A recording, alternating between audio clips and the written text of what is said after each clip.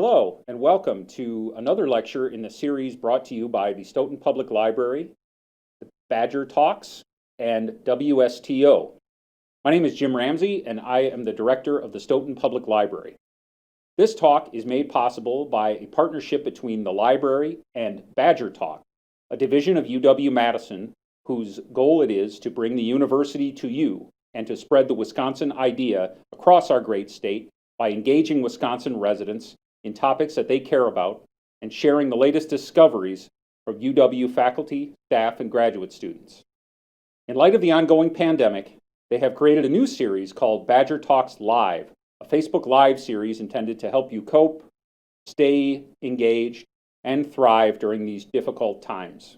More information is at badgertalks.wisc.edu. This talk was, of course, originally scheduled to take place at the Stoughton Public Library, but with the pandemic making it unsafe to gather in person, we have once again switched format. If you enjoyed this program, check out the first lecture we recorded back on July 29th with Professor of Political Science Barry Burden talking about the 2020 presidential election. You can find that lecture on WSTO's YouTube channel and also linked on the library's website. Our guest today is Michael Wagner. He is an associate professor and Louis A. Mayer Faculty Development Fellow at UW-Madison's School of Journalism and Mass Communication.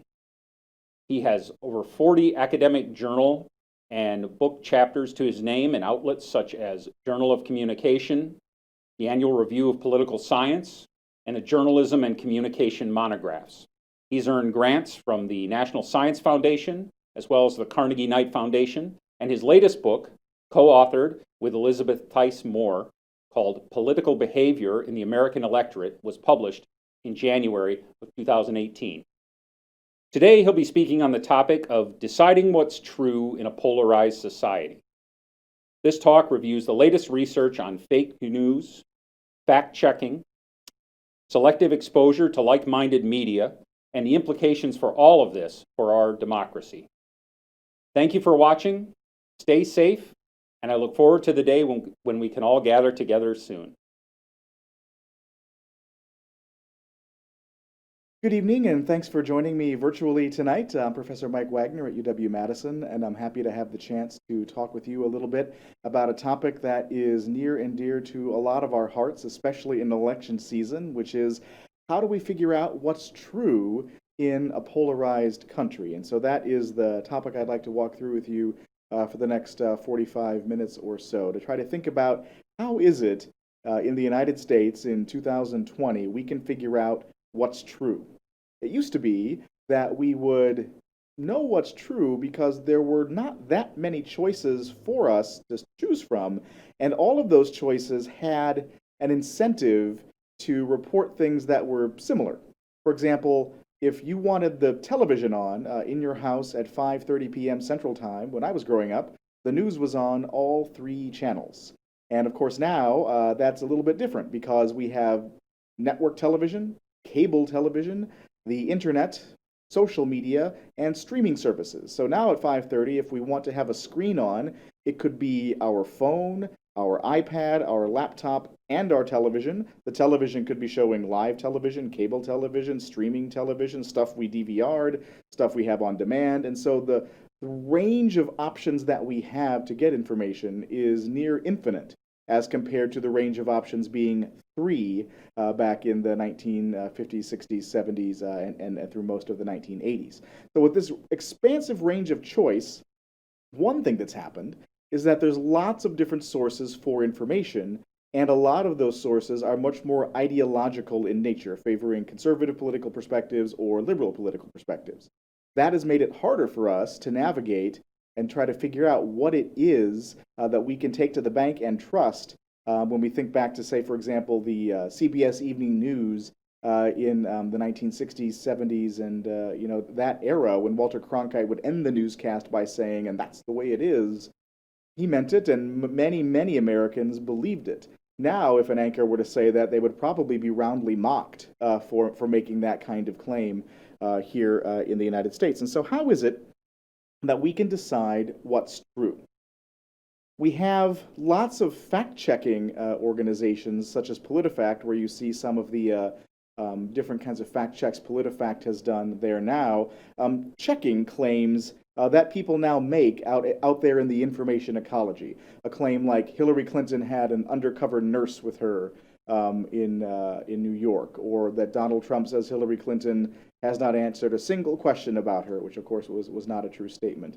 Or a claim that Barack Obama has taken less vacation days than any other president, while Congress has taken more. And so fact checkers can check those claims and tell us if they're true or not. But of course, even then, many of us interpret fact checks through a partisan lens. And so one thing that we're going to think about today is how the news operates. But a more important thing that I would like us to think about is, how do we interpret information? How do we take in information, and how can we set aside our own political biases when we're trying to decide what it is that's true? And I would suggest to you that one way to do that is to not follow the advice that Ben White, who's giving sarcastic advice in this old tweet, where he says, "Today I pledge to disagree with your article that I haven't read and that contains a direct refutation of my argument. Enjoy." This is something that happens a lot on social media. Ben White, a national reporter, posting on Twitter. A common complaint that journalists have is that people will give them grief for something that is actually a part of the article the person is complaining about. And one reason that happens is that we are pretty quick to judge. For example, you see this tweet here. A woman named Carol Bannon tweets, "You should try going to a conservative source. Open up your reading habits to include those with who you would naturally dismiss."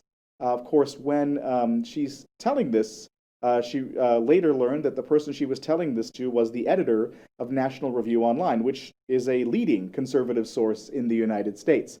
And so sometimes, even when people who are representing sources that agree with us ideologically say something that we didn't expect, we might be skeptical of it. And these are things that we need to think about carefully as we try to understand what's true. The big picture that I want to start our thinking with today is the fact that American trust in the news media has dropped precipitously over the last several decades. This particular data from the Gallup organization starts in 1997. If it started back in the 1970s, data from other groups like the General Social Survey and the American National Election Study would show trust in the media even higher, up in the 70s, and then dropping slowly to the kind of the mid-50s at the turn of the century, and then dropping all the way down to less than 35% at the end of the Barack Obama administration. So in other words, news media had gone from one of the most trusted sources for information to tell us what's true most of the time or all of the time, to a source that not even a third of us say that we trust most or all of the time to tell us information that is accurate and fairly reported. So the news media face us in this era as a distrusted organization. Now, one thing to keep in mind is that there's no such thing as the media. There aren't meetings where the media get together and decide what they're going to report for us, but there are lots of different national and local and international news organizations, many of which are tied together through various ownership structures, and yet they still do independent reporting that tell us what it is that's going on in an effort to report the verifiable truth to us. One thing that we have to keep in mind when we think about how we encounter this kind of information is that we choose our news selectively. And so the data I'm going to show you here comes from research done out of Stanford that we later successfully replicated here in our own labs at the University of Wisconsin, where the idea of the study was to try to figure out, were people choosing the news based upon the issues they were interested in, or were they choosing the news based upon the source that was reporting it? So in the experiments done, and that you see some results from here, people would see on a computer screen a list of headlines about political issues related to taxes and crime and education spending, stories related to local issues like weather and sports, stuff related to soft news coverage about entertainment, and there would be this list of headlines, and the people in the experiment could choose between them. And what was different in the experiment was the source that was telling the story of the headline. So you might see a headline that says, "Crime rate in the country drops by 4%." some participants in the experiment would see that that was covered by Fox News. Other folks would see that it was covered by CNN, others still by NPR, and others still would see the headline without a source after it. So they'd have this list of headlines, and then there'd be a different source next to each story, much like you would see on a Google News feed or a Yahoo News feed or something like that. Then, in this case, Einigar and Hahn, the researchers from this data, but we successfully replicated at Wisconsin, then saw, well, what did people pick? And we found that Democrats were way more likely to pick stories from CNN and NPR, or just a story that didn't have a source at all, as compared to picking a story from Fox News. That was true for stories about politics, and that was true for stories about the weather. Not Fox News was the Democrats' favorite choice. Republicans, on the other hand, as you can see in this figure, really preferred Fox News quite strongly as compared to stories without a source, and then finally stories on CNN and National Public Radio. And just like for Democrats, this was true whether the stories were about politics and hard news or whether they were about soft news, entertainment, and those kinds of things. So we choose the news that we are interested in selectively. We tend to pick sources, especially those of us who care the most about politics, that match our own ideological view. This doesn't just extend to news. It also extends to websites that we click on, including political blogs. And so the data you see here from John Sides and colleagues from Washington, D.C., shows that people who identify as strong liberals are way more likely to click on stories from political blogs that come from more liberal sources. Strong conservatives are more likely to click stories from conservative blogs. Now you see that the very bottom group, the liberals, have a little bit of a longer tail and are a little bit more likely to check out some conservative sources here and there, but not by much. We even click selectively. So then the next question is, and we're trying to figure out what it is that's true, is are we persuaded by the actual content of the story when we're trying to decide what's true, or are we persuaded by who's telling us the story when we're trying to figure out what's true? So in another experiment, a local anchor person was hired to read stories that came from CNN and from Fox News.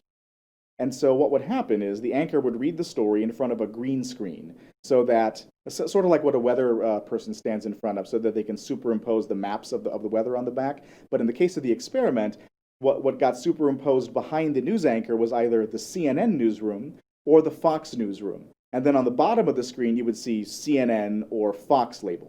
And so people who were watching the story thought they were watching either CNN or Fox because they were watching the CNN newsroom or Fox newsroom with the CNN and Fox graphics. All that changed was that. In other words, the words that were said in the story, sometimes they were a CNN story, sometimes they were a Fox story, but the words were always the same. And so then people were asked, well, how biased did you think that story was?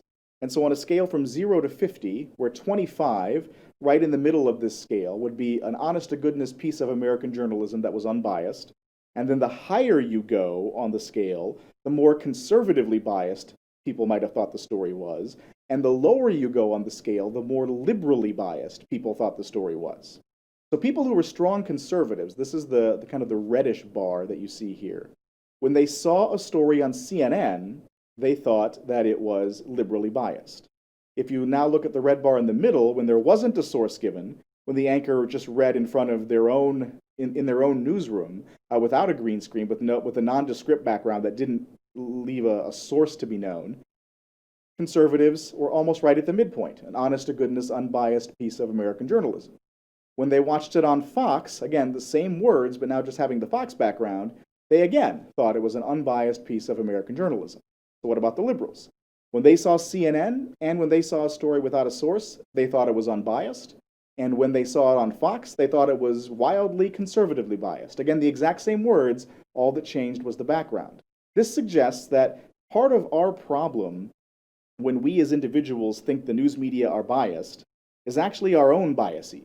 The part of the problem is that we interpret what we're getting by judging the source rather than the content of the story itself. Whereas in the condition where there isn't a source for people to judge, they thought the words that they listened to and watched in the TV story were unbiased journalism. When they thought it was on Fox, liberals thought it was biased, conservatives didn't. When they thought it was on CNN, the reverse was true. So that's some of the problems with us, but there are problems with journalists themselves. And one of the big problems we have in this particular era is how journalists deal with the issue of social media and treating social media as a source that people or that journalists can use when they're trying to tell stories. So it used to be that when journalists were covering issues in American politics, they would often talk to the political elites of the day. They would talk to the political leaders, they would talk to interest group leaders, they would talk to folks on both sides of a political issue, they would quote those folks extensively, and then maybe later in the day or maybe on the next day, they would go out and do person on the street interviews where they would talk to folks and they would try to take the temperature, of what it is people in the particular community were thinking about this big issue that was getting a lot of attention in the news. Now, of course, through social media, journalists can use sources like Twitter to do that same thing without having to go out on the street and talk to people, but by seeing what's being tweeted about in the Twitter sphere and then sharing that information with people as a sampling of public opinion. Recent research done by Shannon McGregor at North Carolina has shown that journalists really rely on using Twitter as a way to take the temperature of public opinion. This is a problem because if we're trying to decide what's true, Twitter opinion is not a good match overall for public opinion measured in more traditional ways. So typically, public opinion is best measured by taking a random sample of American adults in a telephone survey where there's a random digit dial taken where every single person with a phone has the exact same probability, in theory, of being called. Now, because some people have landlines and fewer people have landlines and younger people especially just have cell phones, there's a little bit of a difference in the equal likelihood of being called, which can sometimes lead to the skewing of public opinion data.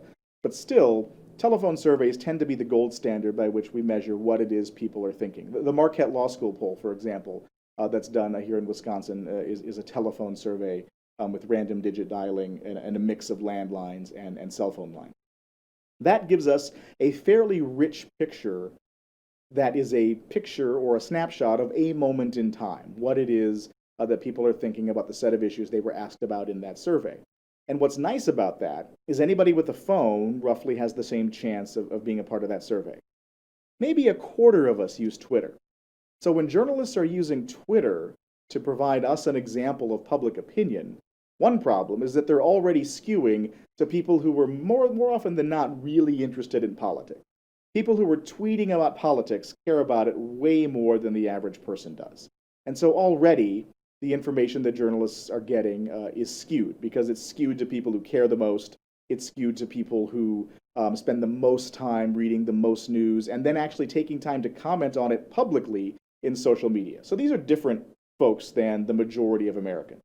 That's one problem with using Twitter as public opinion when it comes to helping us try to decide what's true. The second problem is that foreign agents and computerized bots can create phony accounts on social media, and if they are provocative enough and speak to particular kinds of news values that journalists hold dear, such as conflict, then sometimes those phony accounts can actually be plucked up by journalists and used as examples of public opinion, even though they're either not real people, if they're a bot, or they're people in a foreign country pretending to be expressing an opinion in the United States. And so here in the slide, what you can see is an example of journalists actually quoting sources that are not real as though they're examples of public opinion. And so these are called sock puppets because a sock puppet is not a real person talking, it's some other representation. And the same kind of thing is what you see here now on your screen. And so you can see it's the case that some quotes get pulled out and used as examples of public opinion when in fact they came from a bot farm in Macedonia, not a representation of American public opinion. So sometimes false information gets spread because journalists pick examples from Twitter that are not humans or are not Americans tweeting from the United States, which can also lead to a distortion of what it is people think about issues.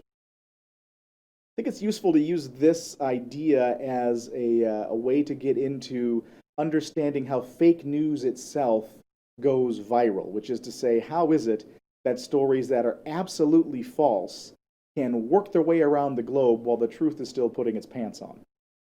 Here's an example of how this kind of thing can happen. Right after the 2016 election, then President-elect Trump goes to Austin, Texas to give a speech.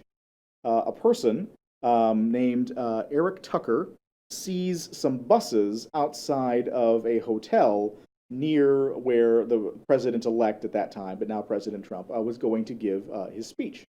He takes a picture of the buses and tweets, "Anti-Trump protesters in Austin today are not as organic as they seem. Here are the buses they came in. Hashtag fake protests, hashtag Trump 2016, hashtag Austin." The hashtags are a searchable way to use Twitter so that people can find tweets and comments about a topic they care about from anybody. So if you search a hashtag like fake protests, this would have been one of the things that you saw right after the election in 2016. So this is the first thing that happens. Then political elites begin to pick up the message. Donald Trump himself just tweets, "We just had a very open and successful presidential election, and now, there's professional protesters incited by the media are protesting very unfair." So Trump himself picks up the information about this tweet, and at the time, so this was about 8:20 at night almost later that day, already 213,000 people had liked that tweet, and roughly half of that had retweeted that tweet, which is to say they shared it in their own information networks to others.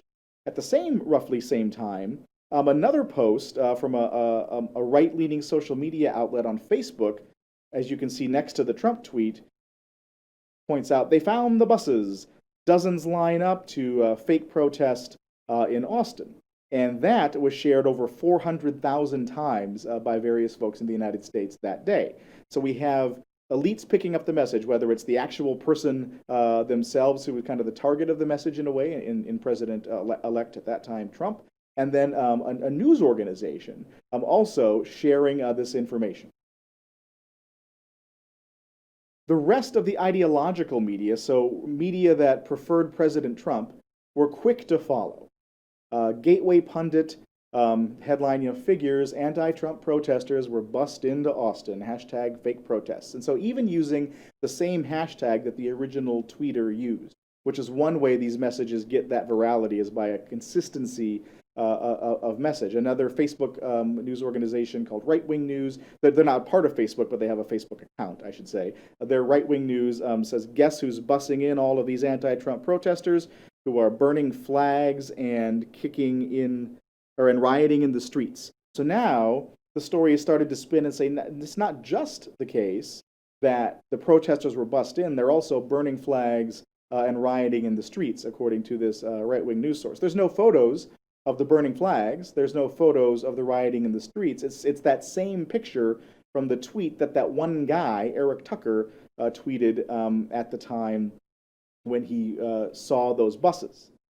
As it turns out, those buses were driving accountants from one hotel to another for an accounting conference. And it wasn't people getting bussed in to protest President-elect Trump. Again, it was buses moving from one hotel to another hotel in Austin, Texas, because of an accounting conference that was taking place. The next day, Eric Tucker, the person who started the Twitter saga, tweeted, "I was wrong. These weren't people bussing in protesters. The protests were real and organic. The buses I saw were for an accounting conference." But hardly anybody shared that message. So even though his original tweet was shared hundreds of thousands of times, the president's tweet was shared, the president-elect's tweet was shared hundreds of thousands of times. News organizations had their stuff shared on Facebook hundreds of thousands of times. And then there was less than 10,000 shares of the corrective message to say, well, we were wrong. It wasn't protesters, it was accountants, who are hard to mistake for protesters in my experience, but were mistaken for protesters in this particular case. And so this is one way that fake news can go viral. The initial message has a provocative story with some kind of evidence that appears real. Here's a photograph of buses. That seems real, and it's in Austin, we can tell. So this person must know what they're talking about. And then the hashtags connect them to all manners of activists who care about that same kind of issue. The ideological media pick up on it, political candidates pick up on it as well. They start sharing it throughout their networks, and once somebody learns that they were wrong, and in this case, we should give credit to the guy for coming back and saying, it turns out I was wrong. I'm sorry. Here's the right information. But that's way less provocative and way less likely to be shared. And so that's one way that fake news can go viral. Another reason that this happens is that some of us in this country and others, but especially here in the United States, are prone to what we might think of as conspiratorial thinking. And so some work coming out of the University of Minnesota has done some really interesting studies to try to understand who are the people who are the most likely to spread and believe in conspiracy theories. And they've kind of done research to suggest that it's not necessarily something that happens just to people on the right or just to people on the left. It tends to happen more broadly psychologically. It tends to happen in a way that's less ideological. The way that our own political values tend to matter for conspiratorial thinking is when our own side loses. If our side loses, we tend to be more willing to think, well, there must be some reason that this happened. There must be some secret reason that explains why the candidate I believe in lost a narrow election to someone who I despise. That's a common, human instinct. And so we tend to be more prone to conspiracy thinking when we lose. But there are some other psychological factors that drive conspiratorial thinking even when we're winning. And it turns out that those factors are having low trust in political institutions. So political institutions like the news media, Congress, the executive branch, the judicial branch, durable features of American politics that don't go away, inside and outside of one election season. And so people who have low trust in institutions and high political knowledge, which is kind of ironic, tend to be the people who are the most prone to conspiratorial thinking. So they know a lot about politics. They're paying lots of attention. And something happens that they did not expect. And they're looking for an explanation as to why that happened.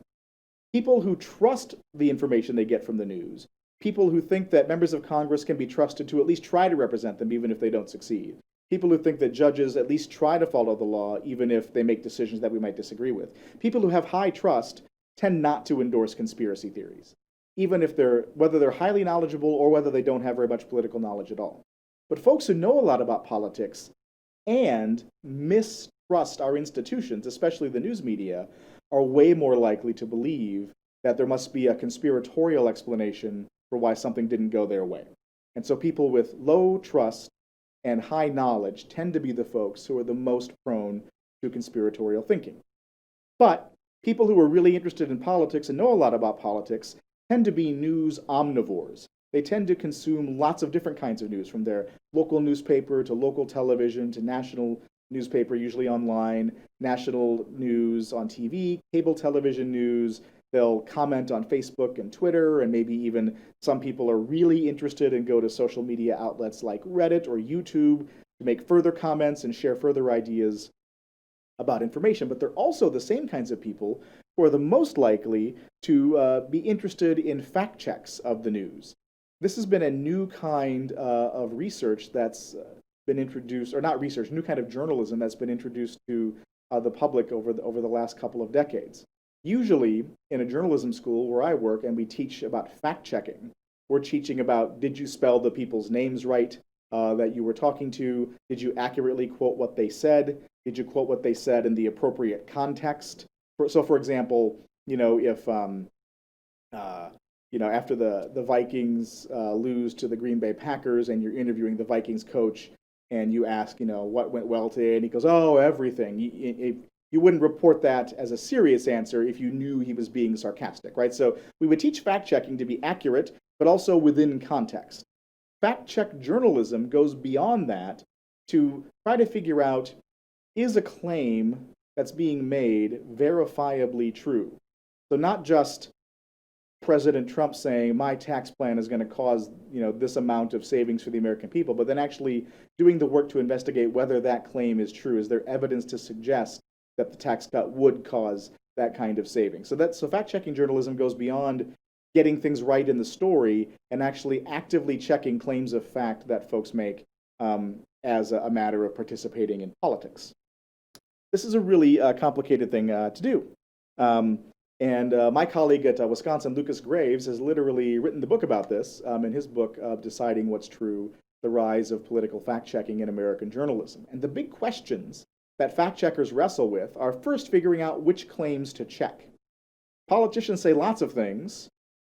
Should they check the things that seem to them to be the least likely to be true because it's more important to let your audience know if something that was said isn't true? Should they check the claims of people who have a track record of lying more than they check the claims of others, even if that leads to a partisan imbalance of who they check? These are the kinds of questions they wrestle with, including how do we actually convey the result of the fact check to you, the viewer? Do we convey the result of the fact check with a meter like PolitiFact does, where they have true, mostly true, half true, false, mostly false, and then pants on fire? And they actually have a meter, and when the pants are on fire, the meter's all the way to one side and there's a flame coming out of it? Or do you just do what factcheck.org does and say, here's the claim, here's our evidence, that's our judgment, but not rating a claim as true or half false or something like that? So fact checkers operate in lots of different kinds of ways, and what we're really interested in is, are they true or not? Because fact checkers do not want to advocate for particular positions. They want to balance their desire with telling the truth with not pushing one side versus another, to win a political election, for example. So, do fact checks work? It turns out the initial research done on fact checks showed that there can be a backfire effect, which is to say that when a fact check is shown to people, if that fact check contradicts what people originally thought was true, sometimes the fact check can actually backfire and make those people who were believing the false thing even more likely to believe the false thing and become more confident in their misperception, more likely to express the view that's not correct after seeing the fact check. And so this is true for conservatives in a study done on weapons of mass destruction. And so there was a fact check done about whether weapons of mass destruction were found in Iraq, related to the second war from the United States in Iraq. This was the one that started in March of 2003. And there weren't weapons of mass destruction discovered as part of that endeavor, although the president at the time had claimed that there were. And so when fact checks were shown to conservatives, they actually became more likely, as you can see here, the conservative line, the more conservative one gets, the more likely they are to believe that weapons of mass destruction were found in Iraq. But again, just as is the case with conspiracism, this is not something that is true for conservatives but not liberals. And so a fact check about President Bush's stem cell policy was a fact check of that was shown to liberals, and now liberals are the group who are more likely to believe the thing that's not true, as compared to conservatives who are more likely to believe the thing that is true. So sometimes fact checks can actually backfire. It turns out that this backfiring doesn't happen very often, which is a good thing. So who's the most guilty of the kind of reasoning that it takes to reject a fact check? This is a kind of reasoning that researchers call motivated reasoning. Motivated reasoning is the idea that when you're presented with evidence that you're wrong, now you're motivated to hold on to your worldview. People don't love to change their minds. My favorite sentence in the English language, my wife claims my favorite sentence is, "Mike, you were right."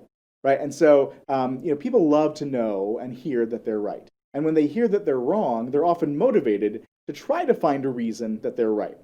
For example, Packers lose a tight playoff game, and rather than saying they got outplayed by the other team, we might start to say, well, the referees weren't fair. The weather got in the way. The other team was playing dirty. There was some kind of problem that wasn't the team's fault. So we tend to engage in this kind of motivated reasoning to explain explain away the truth so we can keep believing what we want to believe. Who does this the most? The educated. Because when you go to college, we teach you how to argue, and we teach you how to argue with evidence. And so people get really good at doing that, and they still have that human inclination to want to hold on to what it is they believe in the first place. And so that is one thing that we have to work to combat if we want to figure out what's true in a polarized society. We have to be open enough in our minds to recognize we might not know all of the answers. And so this leads to a question that I always get, which is, can anything help? Can anything actually help combat this kind of motivated reasoning? And it turns out that the thing that can help the most are visuals. So here you're seeing evidence about the number of, I want to make sure I get this right, the number of attacks on American soldiers in Iraq during that second war in Iraq. And what you see is this green line of a steadily increasing number of attacks in Iraq on American soldiers that begins in January of 2004 all the way until July of 2006. And then President Bush begins this plan he called the Surge. And you can see this orange dot on the figure that says Surge begins. And then you see the number of attacks dropped precipitously and stayed at that lower level that it was at nearly 3 years before. So we can tie, at least correlationally, the surge to fewer attacks on American soldiers. In experiments where we show people a story that's just words that say President Bush instituted the surge at this point, and after that point the number of attacks dropped, liberals are not more likely to believe that that fact check is true. When we show them that picture you were just looking at, when we show the picture of the rising number of attacks, the surge, and the dropping number of attacks, then liberals become just as likely as conservatives to accept that fact. And it become just as likely as conservatives to say, yes, the surge resulted in fewer attacks on American soldiers. The exact same thing is true for conservatives.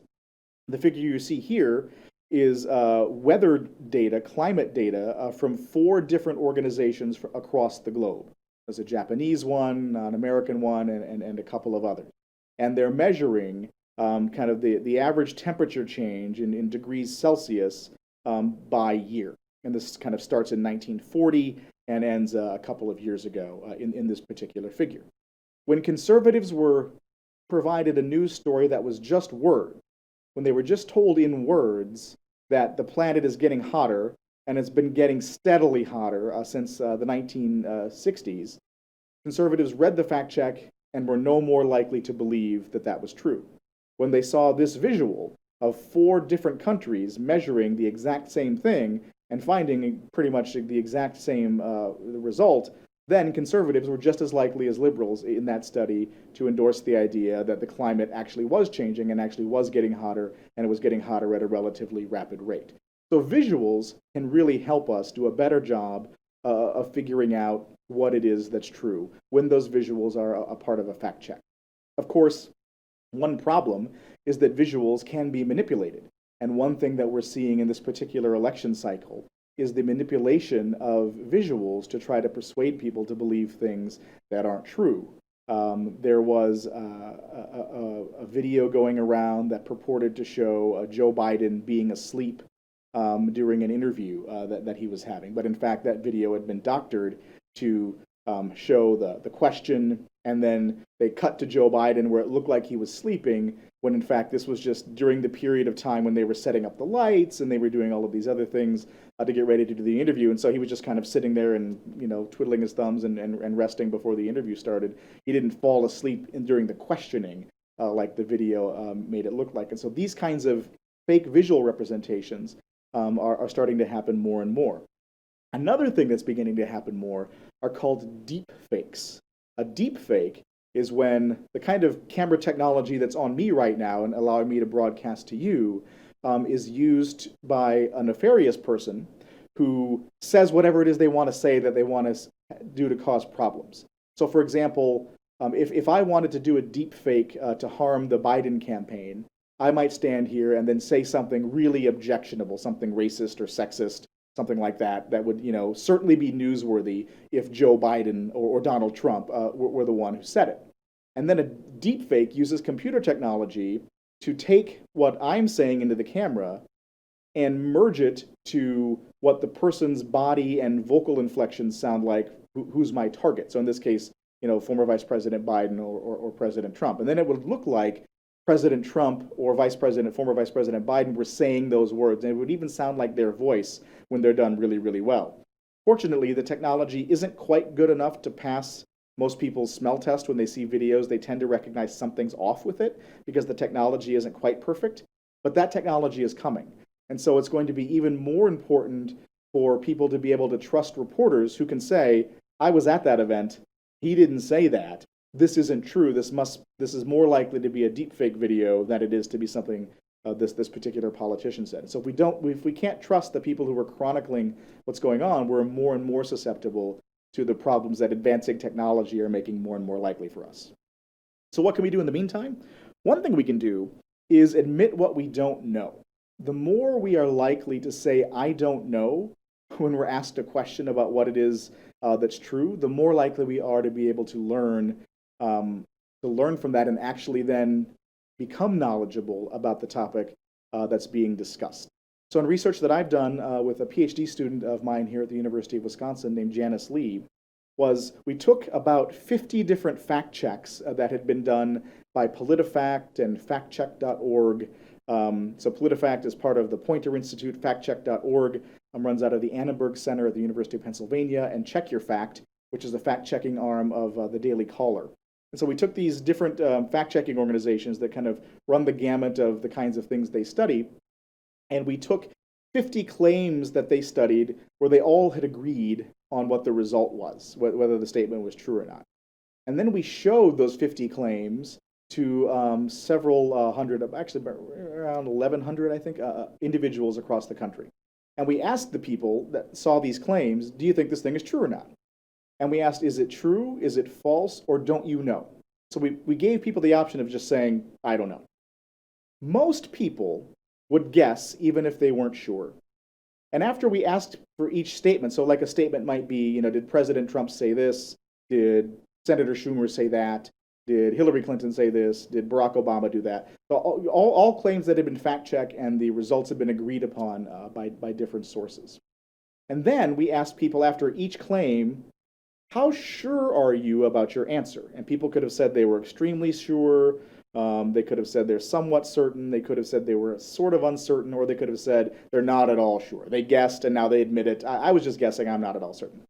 And so then we decided to put people into different kinds of categories. So if you just said, I don't know, we called you uninformed. You admit it, you didn't know, you're uninformed. If you answered the question, were correct, and were certain about your answer, we called you informed.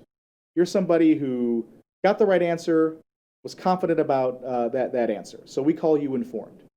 If you got it right, but said you weren't sure, we called you ambiguously informed.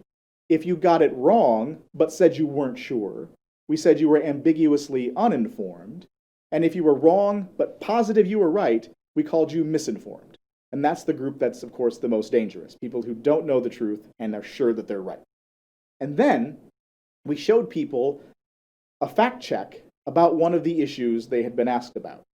And then we asked them again what the truth was about that particular issue. In some cases, it was about marijuana policy. In other cases, it was about crime policy.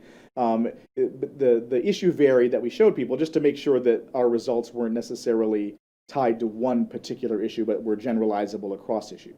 And what we found is that between the first time we asked people the question about is this thing true or not, and the second time, if the uninformed, the people who admitted they didn't know, if they saw a fact check, they became just as likely as the people who were correct and certain. In other words, they were just as likely as the informed people to get the answer correct.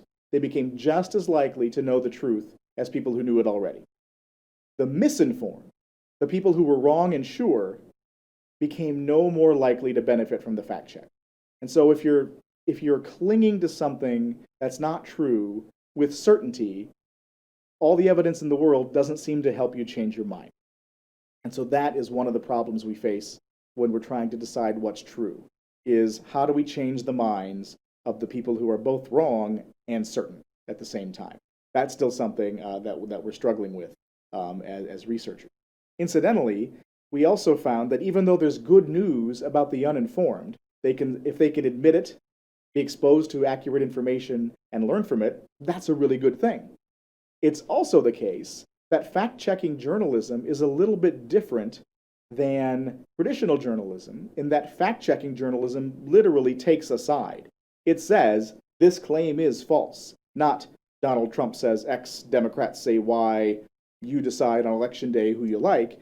They say Donald Trump says X, and that's right, and that's false. And so when they take a side, it turns out that people who are exposed to a fact check, even if they learn the truth, also become more likely to think that that news source was biased. So there's a price to pay for journalists doing good journalism.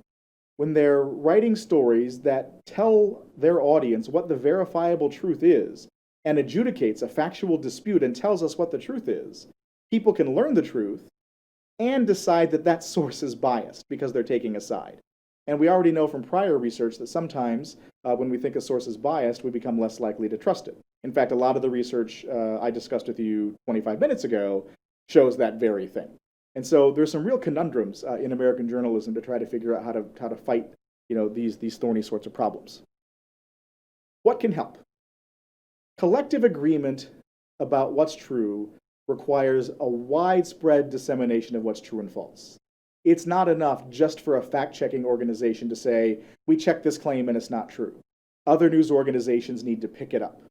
They need to be transparent about saying, this claim was fact-checked, and this organization over here did a fair and transparent job of checking it, and that claim now we know is false.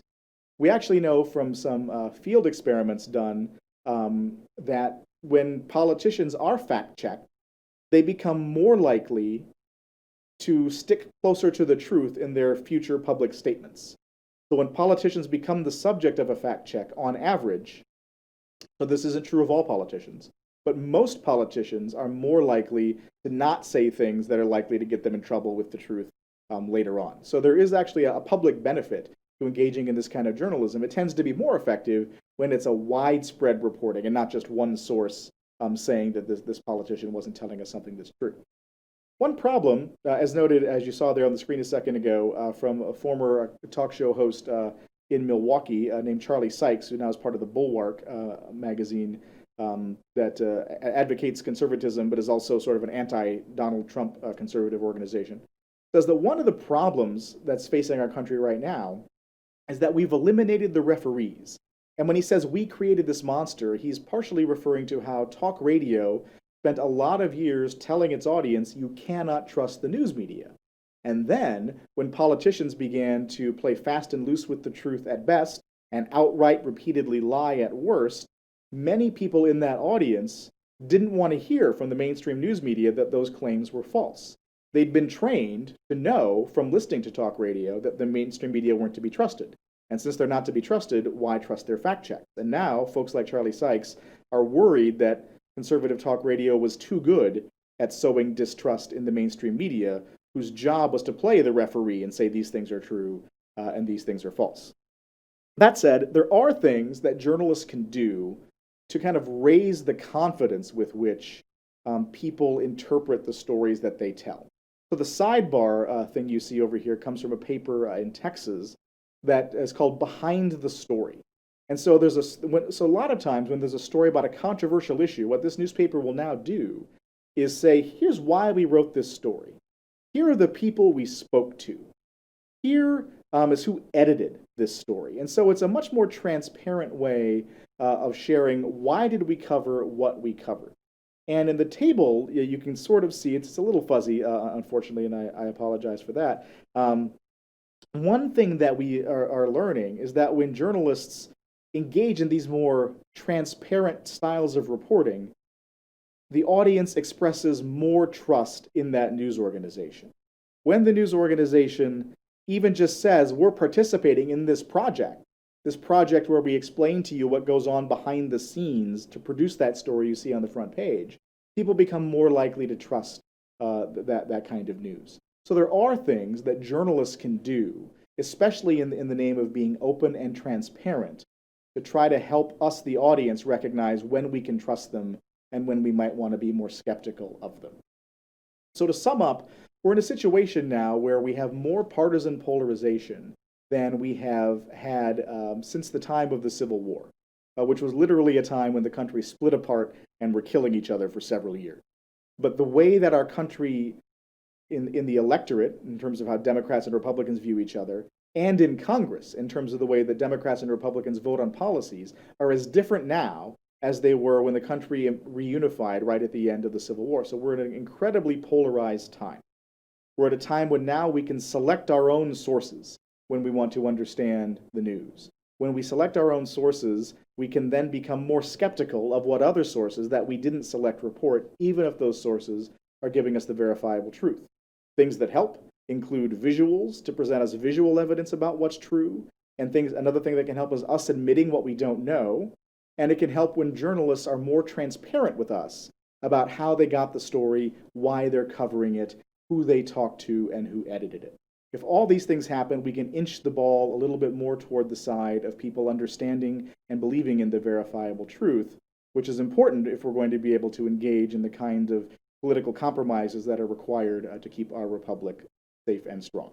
And with that, I'll stop my presentation and thank you all very much for your attention. And I hope that sometime in the future, when the pandemic is over, we can do this in person.